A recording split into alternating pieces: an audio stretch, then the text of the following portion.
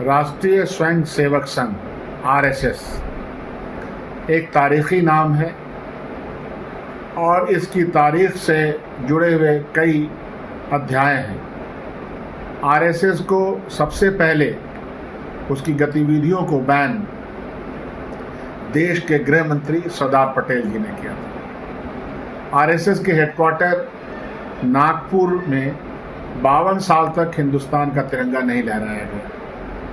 अपने आप को राष्ट्रवादी कहने वाली ये संस्था और इनके कारनामे सब लोगों को मालूम है। राष्ट्रीय स्वयंसेवक के लोग ये कहते हैं कि उनका राजनीतिक हस्तक्षेप से कोई मतलब नहीं है, चाहे वो कोई भी पॉलिटिकल पार्टी हो। लेकिन आज बिहार की मौजूदा सरकार के एक मंत्री ने यह बयान दिया है कि आरएसएस के द्वारा अपॉइंटमेंट किया गया है और यह अपॉइंटमेंट में मौजूदा सरकार की कोई गलती नहीं है, बल्कि रिकमेंडेशन चूँकि आरएसएस का था तो कर दिया गया, लाभ का पद दिया गया।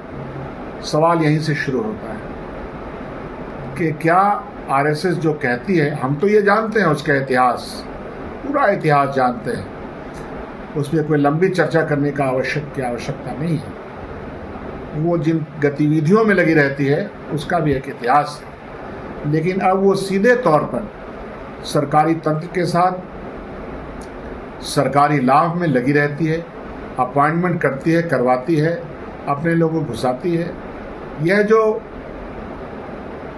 विषय है अपने आप में बहुत ही गंभीर विषय है। या तो आरएसएस ये कहे कि हाँ हम हस्तक्षेप करते हैं, हाँ हमको लाभ का पद चाहिए, हाँ हम चाहते हैं कि भारत सरकार में और बिहार सरकार में हमारा सीधा हस्तक्षेप है, सीधा हाथ है।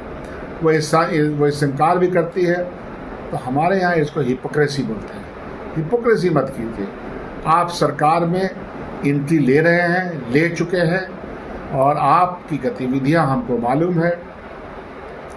आपके समय में ये पिछला 11 साल जिसमें आपको सरकार मिला और अटल बिहारी वाजपेयी की, मरहूम अटल बिहारी वाजपेयी के ज़माने से लेकर आज तक जब जब सरकार में आप हैं तो आपने यह प्रयास किया है कि संविधान सम्मत काम नहीं हो, संविधान का राज नहीं चले, आरक्षण को धूमिल कर दिया जाए, जो कुछ भी हिस्सेदारी मिलती है गरीब वर्गों को वो कम कर दिया जाए, क्योंकि आपकी विचारधारा जो है उसका हम लोग एहसास है।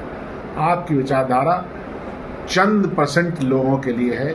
आपकी विचारधारा ने ही गांधी जी की हत्या में अपना रोल प्ले किया। ये सब इतिहास का विषय है, मैं चर्चा में इस पर ज़्यादा नहीं जाना चाहता। लेकिन जो फैक्ट है, जो किताबों में है, जो इतिहास में है, और यह पढ़ने लेना चाहिए।